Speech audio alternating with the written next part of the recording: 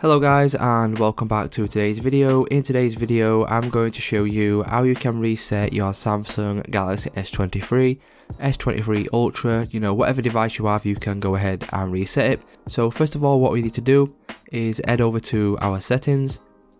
Once we head over to our settings you will probably be obviously at the top of this page right here, but you need to scroll all the way down to the bottom until we see an option for About Phone. Click on About Phone. And now what you want to do is scroll to the bottom of this page. And then once we have scrolled to the bottom of this page, as you can see, there will now be an option for reset. So if we click on this, and then you have all these options right here. So you have reset all settings, reset network settings, reset accessibility settings. And the one we need if, for example, we want to sell our phone or we want to pass it down to a family member, whatever it may be, what we need is factory data reset. And what this will do is it will literally reset all of these settings and apps, downloads, things like that on your device. So it's just that simple guys. If this video did help you out, please leave a like on today's video and I'll see you in the next one.